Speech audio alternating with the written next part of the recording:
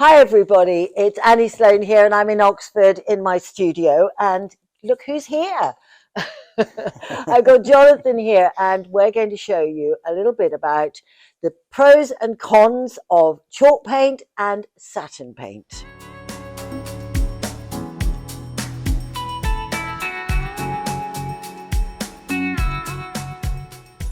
So what are you going to do? I'm working with satin today. Okay. And you're taking the chalk paint? I'm taking chalk paint, yeah. And we're just going to see what happens, what we like, what we think about it. I mainly paint in chalk paint, but I have done satin, and you've done... I've done a couple of furniture projects in satin, but mainly I've used satin throughout my home. So Right. this is going to be a little bit different to do something creative with satin. Right. Yeah. For me, you can't actually be that creative with satin. Oh, well, we'll find out. So here I am, I'm about to start. So I take my brush, quite a lot of paint, and you see how that goes a very long way, and it's pretty quick as well. And I paint every different direction, dip, dip, dip, dip, and I want to get a thin, smoothish finish over it. I just want to get it covered, basically. So I'm taking a synthetic flat brush and going in very straight lines, actually. Gosh, that's very controversial. Very. Just straight on. You know, you can use this brush. Can you? Yeah. I've not tried that yet. Well, but of course I would do this as well. I would go in every different direction. With the satin paint? With the satin paint. Okay. And then because That's it's something I haven't tried. Well, because it's self-leveling, it will eventually find its own level. It goes. So how are you finding? Straight on, like a dream. So why do you do it every straight up and down? Is it just because that's how you were taught?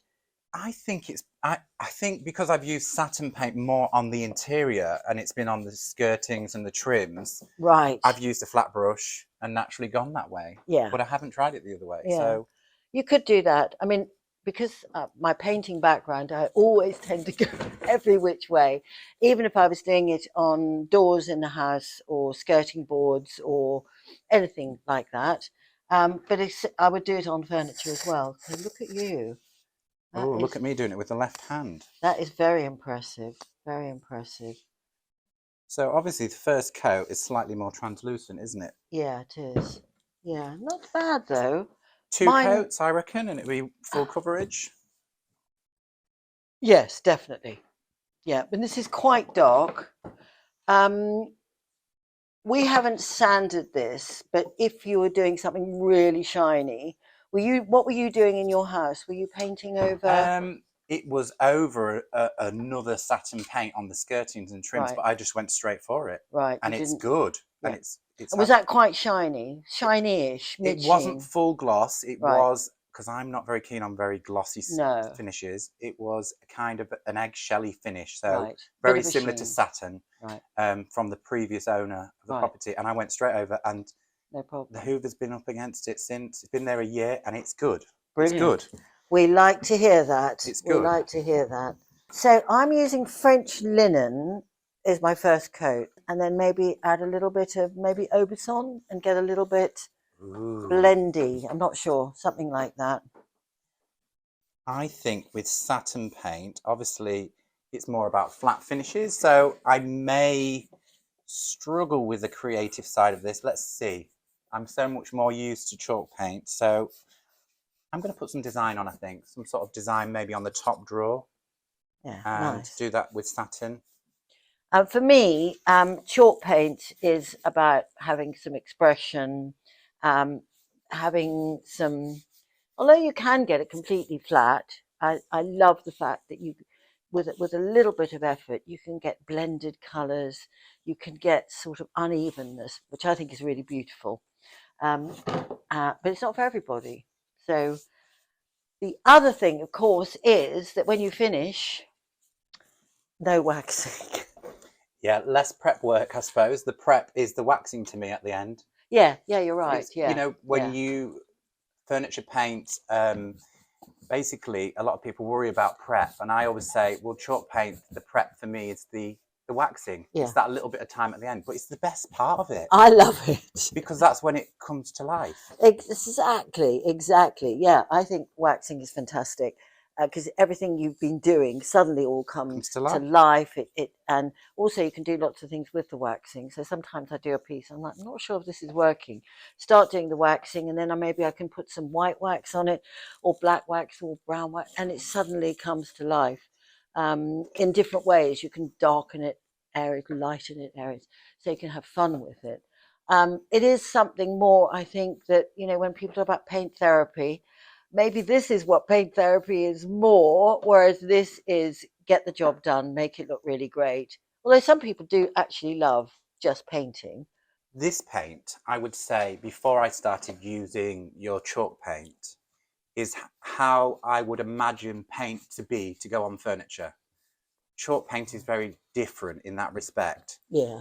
My first can of Annie Sloan chalk paint was old white, and I purchased it without wax, and then came home and I was a little bit disappointed because I thought, how can that be tough, and Yeah. how does that work? And then went back to the stockist and she said, you should have taken the wax, and then it all made Then it sense. all made sense. So this is going back a long time. Oh yeah, a long time ago. 2015, 14, Yeah, something. 14 I think it was for 14. me. Amazing.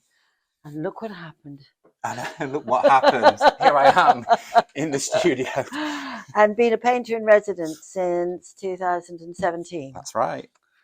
See, I remember very well. Amazing things happen when you pop a can of Annie Sloan paint. I hope they're all good things.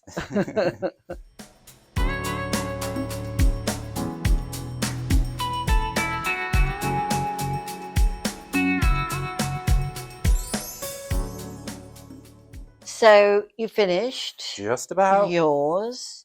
I'm just thinking, interestingly, the way that we've both done it, don't you think? Because Yes. you've been very careful, very thoughtful. And I've done it with lots of every which way. Mine might look more textured. I don't know, in that it's more lively, perhaps. I don't know. But it is completely flat. So it might look though it's not flat, but it is. Oh, I've got a little lump there. So interestingly, drying time. Yours looks to me in the light almost like it's slightly more drier than the satin. I would say so. Definitely. Yeah, I So think the satin probably does a little take. bit longer to dry. Yeah, I would say so. Yeah, definitely.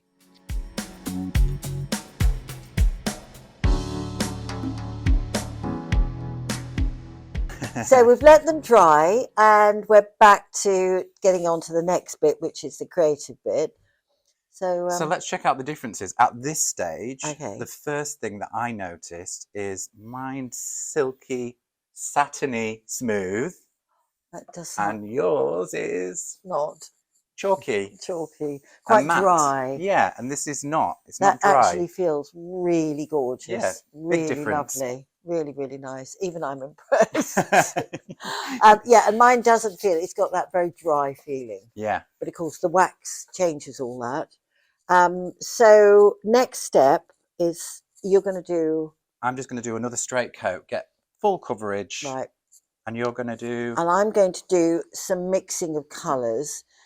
Something I thought would be really a good idea is that you don't have to, because I've got litres here, because I can get them easily. But you at home might prefer to have, as I'm only going to do a little bit of the blue in there to blend, you could just get these little project pots because they go a long way. And your paint, the satin, where is it? Here. It comes in 750 ml. So that means 3/4 of a litre. You could use, that goes a long way as well. You could do that on your doors, etc., trim, whatever. And then left over, you could do a bit of furniture. So I've moved this around so that I can see it a bit more, and you can see it as well. I've got my Oberson.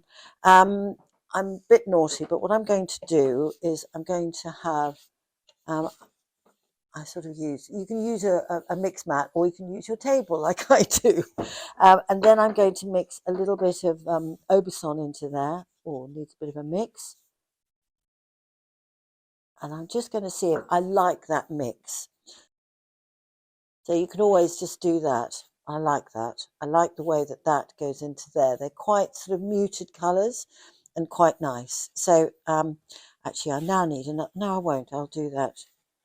That's my blue. So I'm going to do this base in the Oberson. I'm completely making this up as I go along. Do you do that? Yes, Oh, good. of course.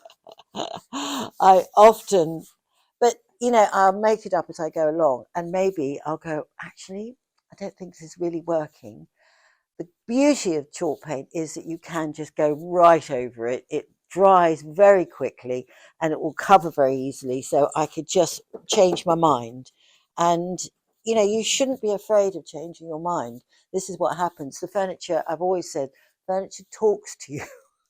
It tells you. Do you think that's true? I reckon so. Yeah, it does. I just find that I think something or I plan it out. I do like to have a plan, but the plan can change. I'm just going to keep opening them because you don't want to paint yourself in.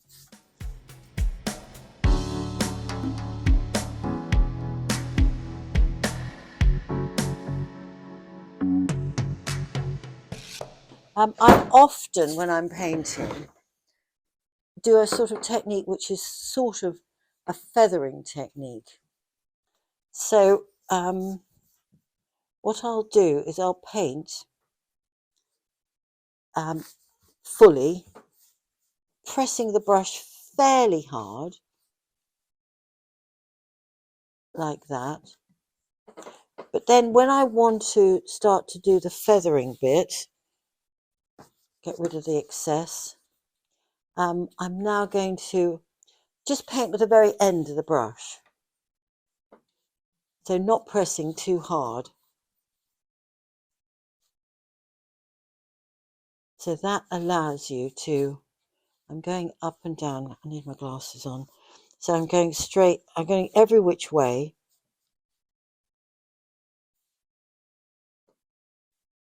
A little bit of dark there, go back into that. Again, feathering, not with the same heavy pressure. Because if you do with the heavy pressure, well, it didn't do it there, of course, but often it will take off what's underneath. Sometimes it will anyway. So what you want to do is just keep a light pressure just on the ends of your brushes. Often I hold the brush like that anyway, but that helps you control the brush marks. I think it's really interesting that when you're saying light pressure, it's exactly the same way with the satin, but I'm just more methodically laying the paint on. Interesting. Because Yeah. it's self-leveling, Yeah. you just lay it on and it just flattens itself. It So does. it's a light touch. You don't need to be really scrubbing with the satin. That's what. Yeah. Oh, that's interesting. Um, I do think that when some people have laid the first layer of satin, they worry. They think, "Oh, it's not self-leveling. It's nothing's happening." And then as it It, dries, it completely yes, flattens. It's sort of quite magical, I think. I think that is exactly what it is. It's magical. The fact that you can apply it and then it just seamlessly flattens. Just seamlessly. Yeah, it's really very pleasing. Very Yes. pleasing. Which way would you suggest a brand new painter? Which paint would you tell them to go for first for a piece of furniture? The Good. satin now or the chalk? I think it depends what sort of people they are. When I had my shop, I'd know people, they'd come in and I'd think they're the sort of people that will love that they can be a bit creative and play about with it. And other people are a bit more cautious, a bit more careful and considered. And I think those are the people that would want that. Yes. I think also, yeah, brand new painter, I think probably that. Yes. But then a brand new painter could be this and think, I can be Wow. creative because one of the things that I loved about doing my workshops years ago for the public was that people who would finish doing the workshop and go, I never knew that I was creative. I loved that when they said that because I thought, oh, that's It is amazing. You amazing. know, it Truly is really amazing. nice. Yeah. Well, I suppose you always knew you were creative. Yeah, I think so. From a very early age, I had a love for paint. I wasn't doing anything. Obviously, you know, I was not formally trained in any what way, but because I was struggling with the academic stuff, creativity was my way of expressing myself. So there was always paint or crayons or paper or, you know, for me. So to pick up paint felt so very natural. Right. But it was later in life. I was Yeah. busy doing my You, other career, which was hairdressing, which is yeah. ultimately a creative job as It's well. very creative as well. Yeah. Yeah. Painting with hair dye, Yes, absolutely. And you've got the same rules in hair dyeing as well same as you colour have wheel. with paint. Yeah. Now I'm going to wait for this to dry. If I keep on working into it, it will start to come off a little bit. So just leave it a little bit. So this is a board that we've done to show you the different textures. Everything is going to have a slightly different, same color, but each paint has got a different sheen to it. And that has to be, you can't make them all look the same. It's a bit like fabric. So you'll get a piece of linen, a piece of silk, and a piece of wool or cotton. Same color, but they'll look different because of the different fabrics, different textures, different paints. So that is satin, slight sheen to it, if you see. This is wall paint, slightly matter. And this is chalk paint. This is chalk, not waxed. So that's very, very matte indeed. When it's waxed, it will come up a little bit more. It will be a bit shinier. So good thing to know about. This might be familiar to many people. It's a piece I did many, many years ago. And it is chalk paint. I was thinking, I wonder if I would have done this in chalk paint if I had satin paint now. The only good thing about for this, because I wanted something flat, was that it mixes very well. Oh, a bit of a mark there. It mixes very well. You can mix satin paints, but I didn't make them to be mixed. So satin paint has got black in the paint. So you can mix it. Any paint can be mixed. But my chalk paint was made to be mixed. I have no blacks in it. And that means when you add two colours together, they'll both, if normal paint will have black in both of them, when you mix, you get more black.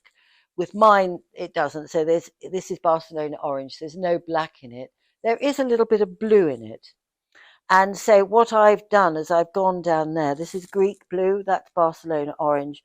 And as I went, I mixed a little bit of the Greek into this colour, a bit more and a bit more and a bit more and a bit more. So I love the way those colours change. And each colour is a good colour on its own. It goes into a little bit of a green there and a bit more bluey there, a bit more Aubusson actually. And it changes, but there's none of them are greyed or black looking. So, but the outside probably would have been good if I'd done that in just a really good satin.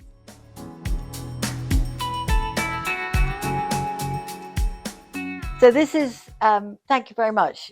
Jonathon just said it's a beautiful piece of furniture. You do know it's a radiogram. Is it? Yeah. For those who don't know beautiful. what a radiogram is, this is where you had, it was your music centre. You had your record player, everything. Radio, everything. Now, of course, they're this size, but then it was this size. And so that lifts up. And I'm pretty sure this is chalk paint. Absolutely. It's almost like leathery. It looks from, you guys won't see this, but it's almost leathery in its texture. Yeah. It's beautiful.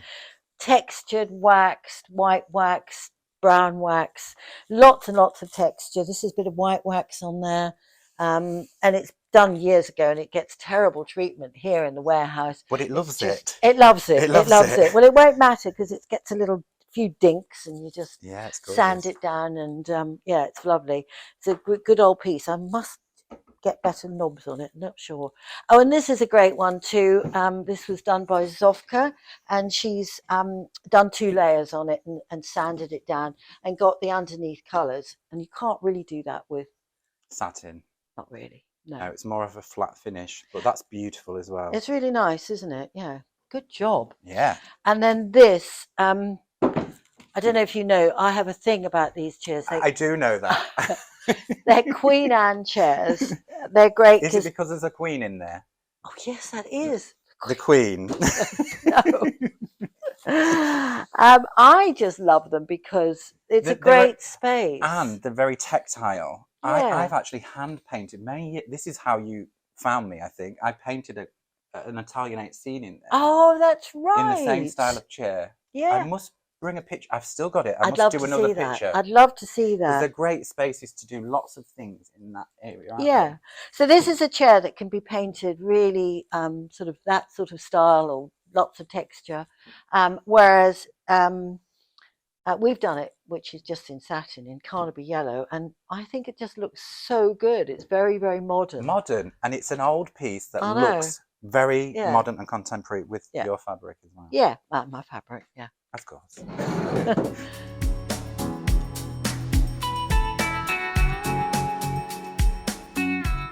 So ready, set, to go. Yeah, let's go. So what are you going to do? So I've tipped mine on the back, and I'm going to do I've never hand painted with satin, so I don't know how this is going to react to the satin. So this is all a big test for me. So I'm going to do the simplest of patterns, but keeping it a little mid-century modern-ish. Nice, nice. I like the idea of that. Little marks. Little marks on the top drawer, not the bottom. And what brushes are you going to use? I'm going to use the finest of the detail brushes, the small Oh, one. nice. Oh, small. Yeah, so I'm just going to do Oh, like almost like little bullets, little grains of rice, oh, just lovely. tumbling, I Oh, think. very nice. Very nice. Hope. Well, I'm being really a bit boring, a bit conventional, but I'm just going to wax it. There's a little bit of texture here, so that will come out. I'll do clear wax to begin with, and then I will probably do black wax or white wax. I'll see how it goes. Having turned it upside down, because I didn't do this properly, I can see I should have done this already. I mean, it's on its back. I can see loads of bits I've missed. But Yeah, anyway, I'm I've going. got one or two. Yes. Normally, I would start everything sort of upside down or aside so that you don't miss these bits. And I've got a bit round here. But we're going to ignore that and just go for the whole technique. So I've got some clear wax, that my brush. So we're about at this point now, both being doing the sort of creative thing. Now, some people think that waxing is a bit mundane, bit normal, ordinary, but for me, I really love it because it's now that everything starts to sort of, I learn what the plate thing is going to look like. So if you notice, I'm using quite a lot of wax. There, that's all coated in wax. And then holding the brush quite well, big brush marks. I'm going every which way and not being afraid to push the paint around, the wax around, so that it covers everywhere. I will have also a cloth near me to get rid of anything where I've used too much, because you don't need that much. It actually goes a very long way. So I will do all this.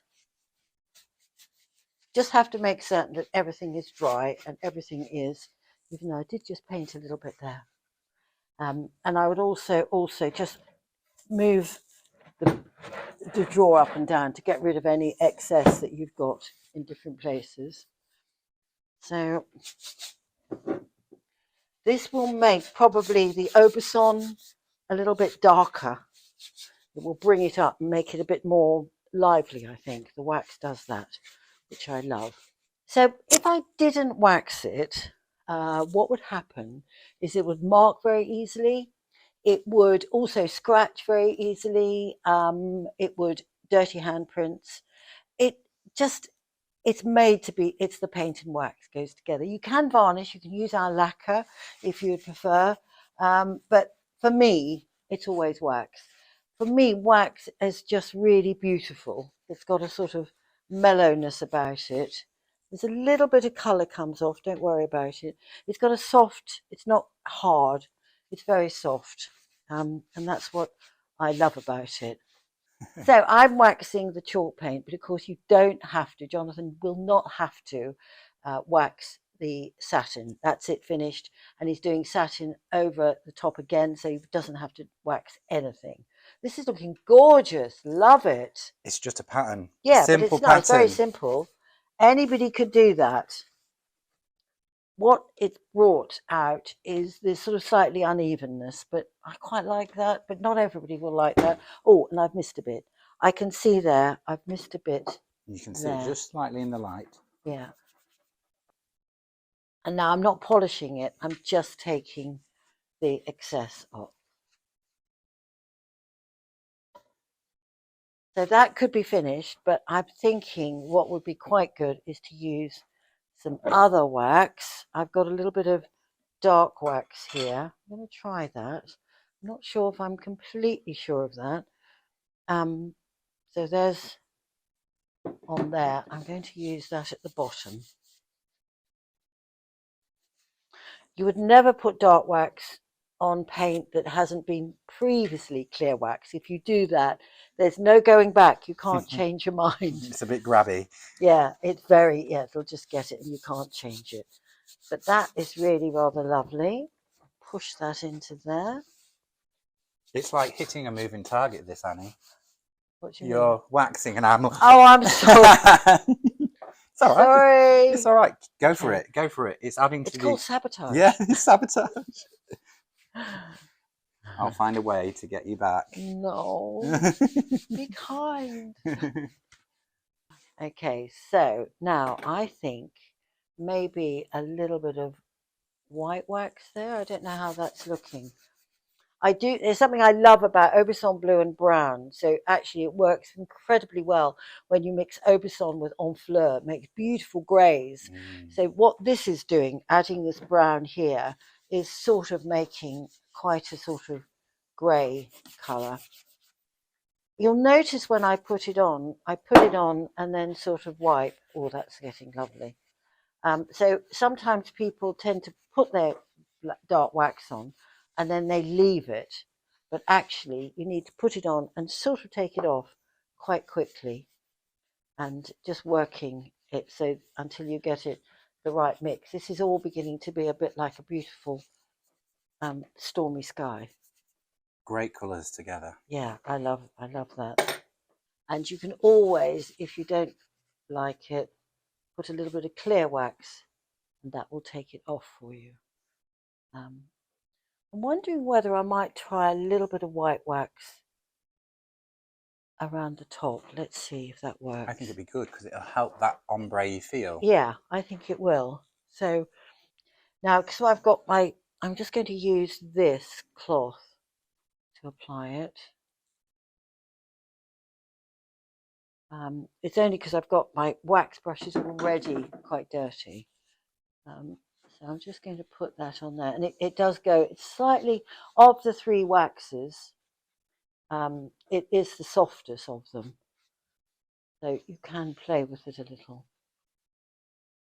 So this is my rough sea. Down here is up here is the cloudy sky. It is quite nice to have little thoughts like that. I think I'm painting hundreds and thousands. Oh, yes, you are. That looks nice. And would you, when you've added your tinted waxes, would you leave this to cure for a little while and then polish in, or? Very good point. Curing is a whole thing, isn't it? Yeah. So obviously this is ready to go as it is once I've done it. But if you do, if you really want to protect it, leave it for a while to really harden. The waxes should take only about a day or so that they are, they're almost ready. I mean, feels very hard now, but it will take probably about a week to really, really harden. Once it's hardened, I've got furniture which honestly, it is so strong because it's years and years, and it just over the years just gets stronger and stronger and harder and harder. What's your experience with satin and the curing time? So going by using it on the interior of my house, I would say with furniture, give it a good 20 days, especially like the internal parts of drawers. Anywhere where there's friction on the sides of drawers, I would be careful with that because the wax is almost like a lubricant to the side of a drawer, I would feel, running inside, whereas this could chip on those areas.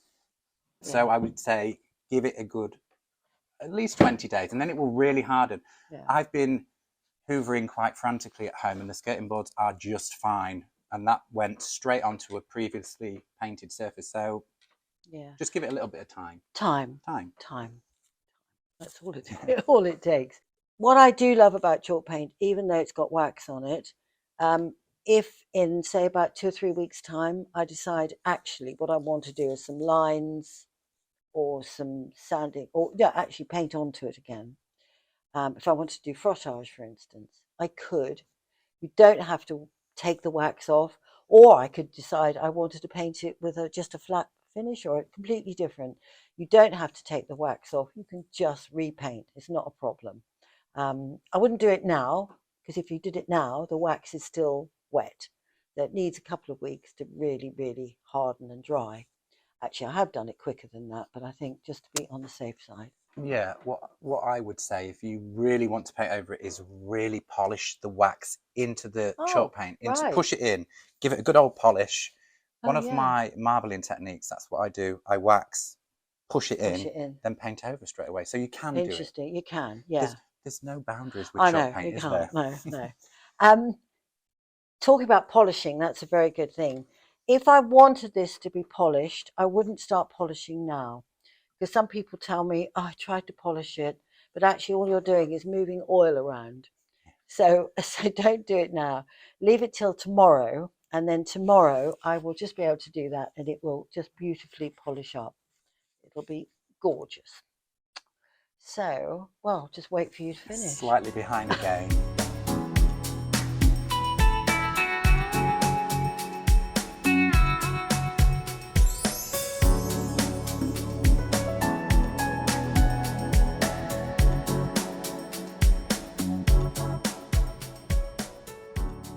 So we're finished. We both are critical of our own work, but we actually, I think his work's fantastic. Go on.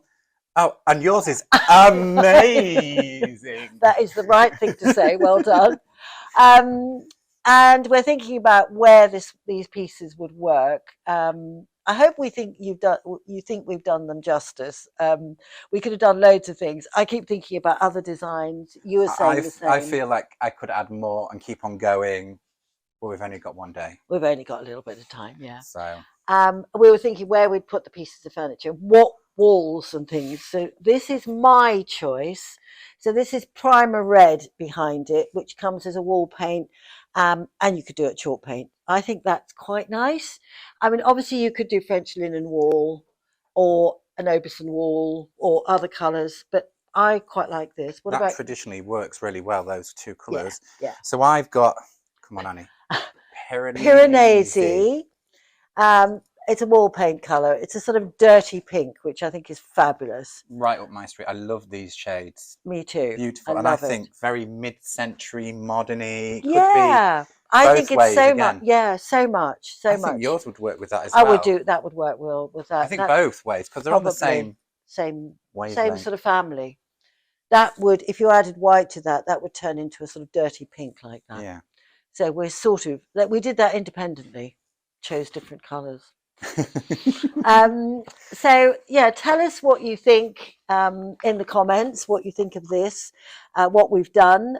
Head to Jonathon's YouTube channel. We'll put that in the link or in the information below, so you know where and see all the great stuff that Jonathon does. So well, thank you very much for watching.